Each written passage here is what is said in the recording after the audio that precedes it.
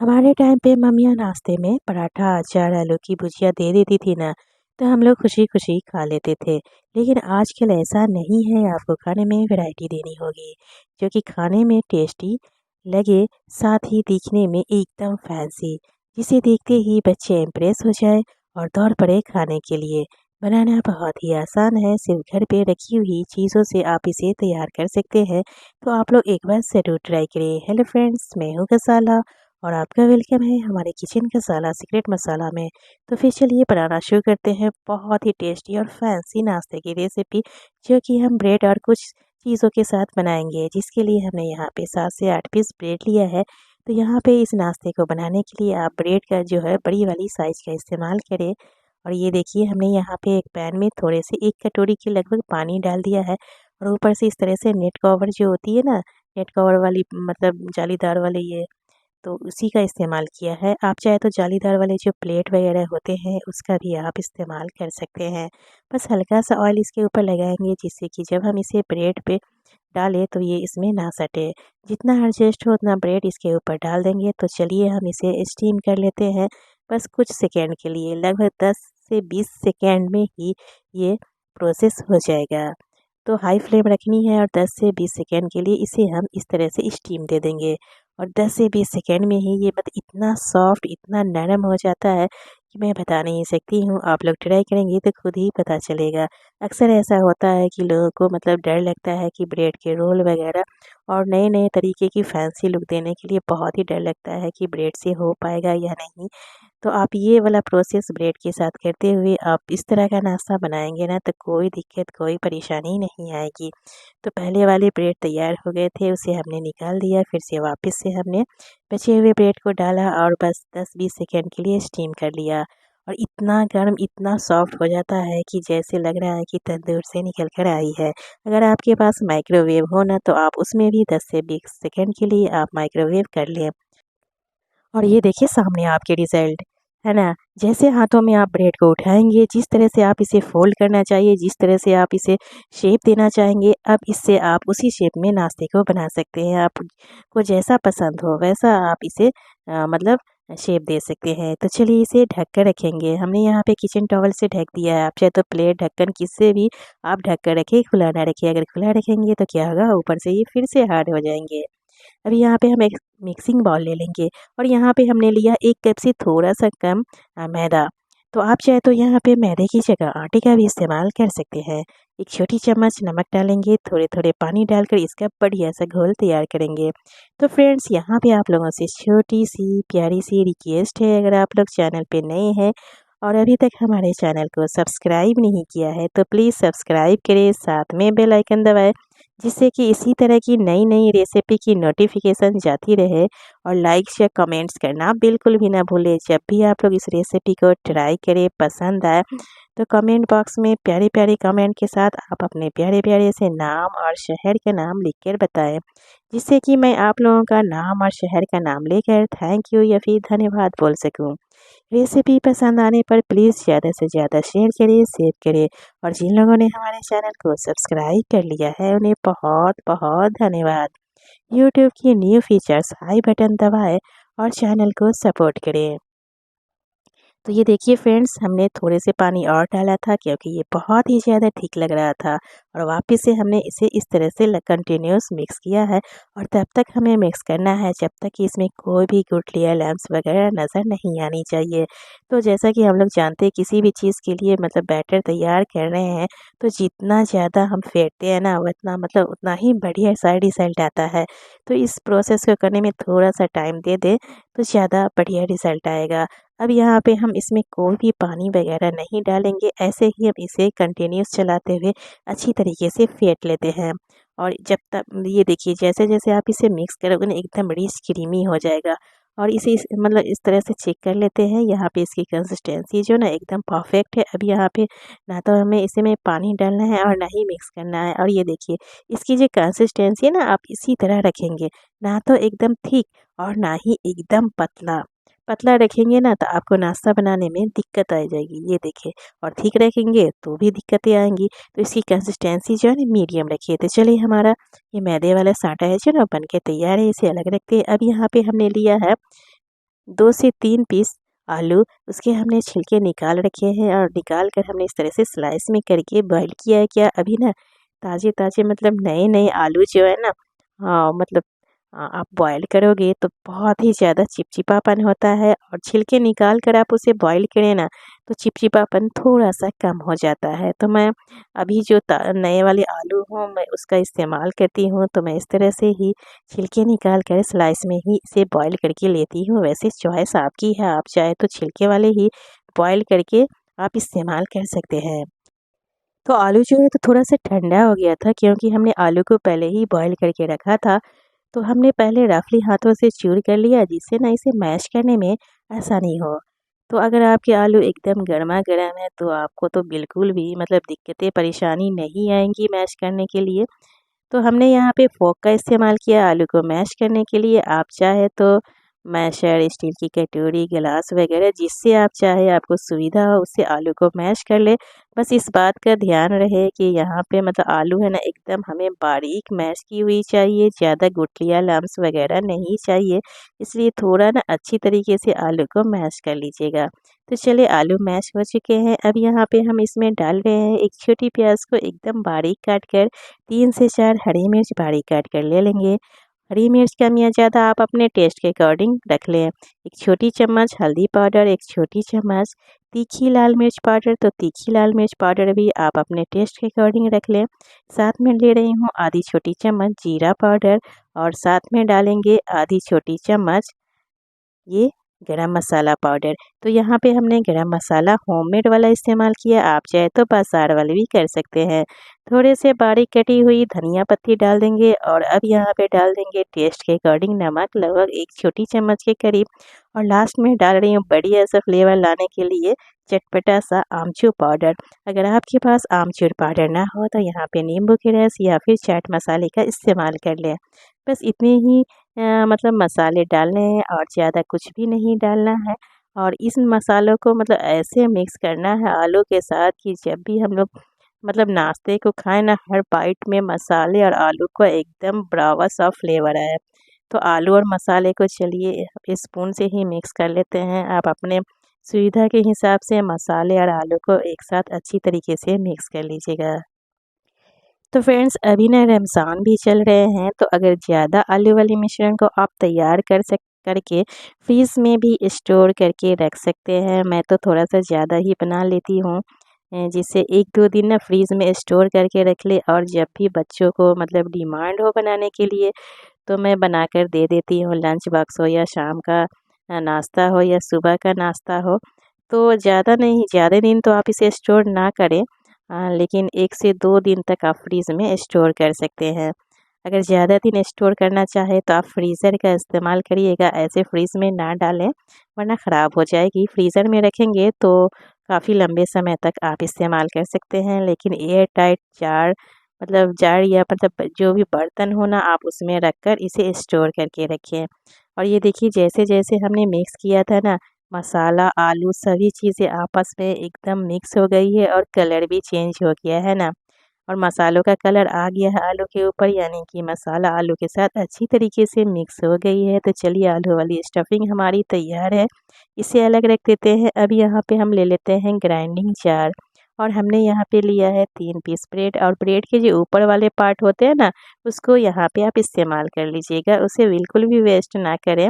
बस रफली हाथों से इस तरह से तोड़-तोड़ कर ग्राइंडिंग जार में तीनों तीनों पीस ब्रेड के हमें डाल देना है। वैसे अगर ज़्यादा ब्रेड का भी आप ब्रेड क्रम्स बना सकते हैं, इसे फ्रीज़ में स्टोर कर सकते हैं, और जब भी स्नैक्स वगैरह बनाएं आप ब्रेड क्रम्स का इस्तेमाल कर लीजिएगा। लेकिन क्या है ना कि इसे फ्रीज़ में ही रखिएगा, बाहर बिल्कुल नहीं, इससे ना आप लंबे समय तक इसका इस्तेमाल नहीं कर पाएंगे।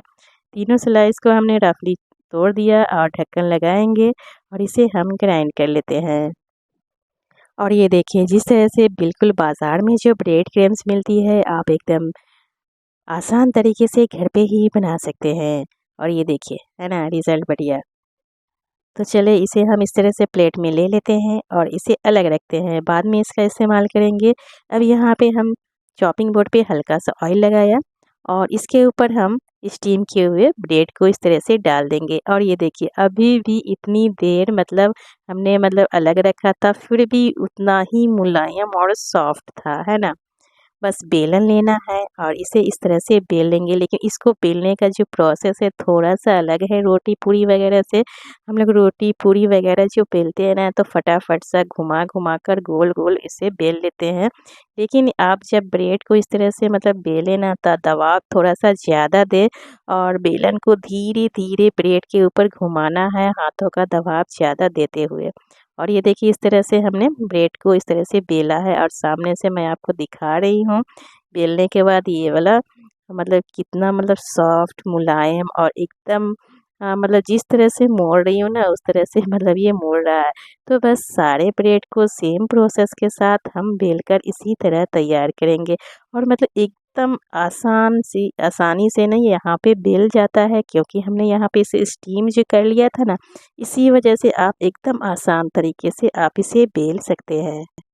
तो फ्रेंड्स, यहाँ पे जो हम ब्रेड का नाश्ता बना रहे हैं, जिसके लिए हमने ब्रेड को स्टीम किया, तो आप ये वाला नाश्ता में तो ब्रेड को स्टीम करके इस्तेमाल करें ही, लेकिन अगर आप ब्रेड से ब्रेड रोल या फिर किसी और शेप में भी ब्रेड से नाश्ता बना रहे हो ना, तो आप ना स्टीम करके इस्तेमाल करिएगा। एक बार ज़रूर ट्राई करिएगा और आपको ज़रूर पहले से बढ़िया रिज़ल्ट आएगी। आपके ब्रेड बिल्कुल भी नहीं टूटेंगे बेलने से।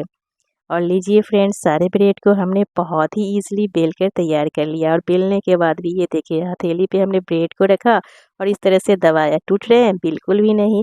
तो अभी भी हम इसे किचन टॉवल से ढक कर रख देते हैं। आप ढक्कन वगैरह किसी चीज़ से भी ढक दें, खुला ना छोड़ें।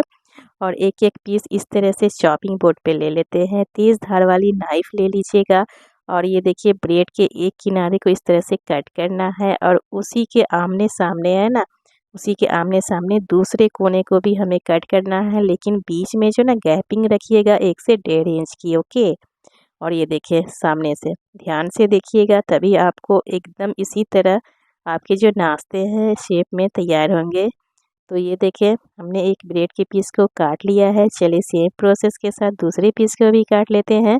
एक कोने को काटेंगे, बीच में गैपिंग रखेंगे 1 से 1.5 इंच और उसके बाद दूसरे कोने को भी कर लेंगे। तो बीच की गैपिंग आप अपने ब्रेड की लंबाई चौड़ाई को देखते हुए रख लीजिएगा। तो सेम प्रोसेस के साथ सारे ब्रेड को इस तरह से हम काट कर ले लेंगे। आई होप आप लोगों को रेसिपी पसंद आ रही होगी। पसंद आ रही है, चैनल पे नए हैं और अभी तक चैनल को सब्सक्राइब नहीं किया है तो प्लीज़ सब्सक्राइब करें और साथ में बेल आइकन दबाएं और लाइक शेयर कमेंट्स करना बिल्कुल भी ना भूलें। जब भी आप लोग रेसिपी ट्राई करें, पसंद आए तो प्यारे प्यारे कमेंट के साथ आप अपने प्यारे प्यारे से नाम और प्यारे प्यारे शहर का नाम लिख के ज़रूर बताएं, जिससे कि मैं आप लोगों को थैंक यू या फिर धन्यवाद बोल सकूं। और जिन लोगों ने हमारे चैनल को सब्सक्राइब कर लिया है, उन्हें बहुत बहुत धन्यवाद। रेसिपी पसंद आने पर प्लीज़ ज़्यादा से ज़्यादा शेयर करें, सेव कर लें। सेव करने से क्या होगा कि आपको जब भी मन होगा ये वाला नाश्ता बनाने के लिए, आप इजीली बना सकते हैं डायरेक्ट जाकर। और यूट्यूब की न्यू फीचर्स आई बटन दबाएं और चैनल को सपोर्ट करें। तो ये देखिए फ्रेंड्स, सारे ब्रेड को हमने इस तरह से कट करके एक प्लेट में ले लिया है। अभी यहाँ पे हम ले लेते हैं मैदे वाला साटा जो हमने घोल कर तैयार किया था। तो इस्तेमाल करने से पहले हम इस तरह से स्पून से मिक्स कर लेंगे, जिससे नीचे जो भी गुठलियाँ वगैरह लम्स वगैरह बैठी होंगी ना, वो मिक्स हो जाएंगी अच्छे से। और ये देखिए तो एकदम परफेक्ट है इसकी कंसिस्टेंसी। इसे अलग रखते हैं और कटे हुए ब्रेड के पीस इस तरह से चॉपिंग बोर्ड पे डालते हैं। और ये देखिए थोड़े थोड़े लगभग 1 स्पून के करीब हम आलू वाली स्टफिंग इस तरह से डालेंगे। दोनों किनारों के जिस साइड जो ब्रेड के किनारे नहीं कटे हुए हैं, उसी किनारों के साइड आलू वाली स्टफिंग इस तरह से रखें और मैदे वाली स्लरी को इस तरह से किनारों पे हमें लगा देना है। तो बस चारों साइड से हमने इस तरह से मैदे वाली स्लरी को हल्का हल्का सा किनारों पे लगा दिया है और एक कोने को दूसरे कोनों के साथ इस तरह से सेट करेंगे और दूसरे पार्ट वाले को है ना, थोड़ा सा अपोजिट साइड ले जाकर सेट करिएगा। और हो गया ना हमारा ये बटर वाला शेप, बटर फ्लाई वाला शेप। और बीच से ना टूथपिक से हम इसे सील करेंगे, जिससे जब हम इसे तैयार करने के लिए जाए ना, तो ये बिल्कुल भी ना ये टूटे।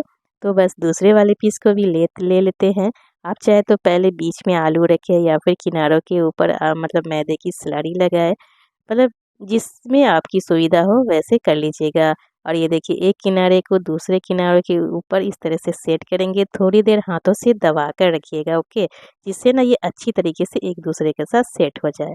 तो लग रहा है ना एकदम कि बटरफ्लाई है, जिसे बच्चे देखेंगे और मतलब उन्हें यकीन ही नहीं होगा कि आपने इतना फैंसी और टेस्टी नाश्ता बनाया है। मैंने तो जब बनाया था तो बच्चे तो देखते ही एकदम उनका मुँह खुला का खुला रह गया और उन्हें यकीन हो रहा था मम्मा आपने बटरफ्लाई बना लिया है, वो भी ब्रेड से। मतलब आपको तो बहुत ही दिक्कत और परेशानी हुई होगी। मैंने बोला बिल्कुल नहीं, कुछ प्रोसेस होते हैं, अगर उसको ध्यान देते हुए तैयार करेंगे ना तो कोई मुश्किल कोई परेशानी नहीं होती है। तो बस सेम प्रोसेस के साथ सारे नाश्ते को इसी तरह हम शेप देकर तैयार करेंगे। तो फ्रेंड्स, जैसा कि पिछली रेसिपी में हमने कहा था कि जिन लोगों को हमारी रेसिपी पसंद आए तो प्यारे प्यारे कमेंट के साथ प्यारे प्यारे से नाम और शहर का नाम लिखकर बताइएगा। उनमें से कुछ लोगों को हमारी रेसिपी काफ़ी पसंद आई है और बहुत ही प्यारे प्यारे कमेंट और प्यारे प्यारे नाम और शहर का नाम लिखकर बताया है, जिनमें से कुछ नाम हमने शॉर्ट आउट किया है, जिनके नाम मैं लेने जा रही हूँ।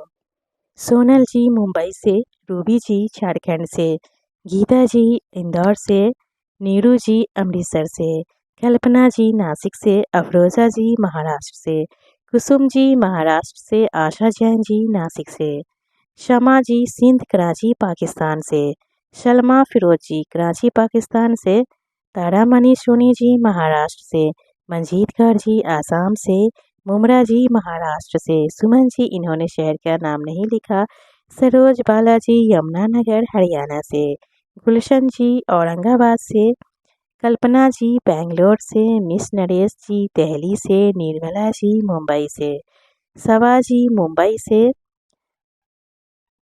जसपाल जी दिल्ली से, उमेश सलमा जी पाकिस्तान से, सुल्ताना जी महाराष्ट्र से, सुदेश्वर जी आसनसोल बंगाल से, सुशीला जी महाराष्ट्र पुणे से, राती बलवाली जी हैदराबाद से, माधुरी जी मुंबई से, मारिया जी अहमदाबाद से, सुनीता जी लक्सर से, रामावती जी कोलकाता से, रश्मि पटेल जी शिकागो से, किरण जी अमरावती से, बेला जी मेरठ से, हर्षा जी, विमला जी मुंबई से, गीता जी गाजियाबाद से, अशोक लता जी आगरा से, सुशीला जी नोएडा से।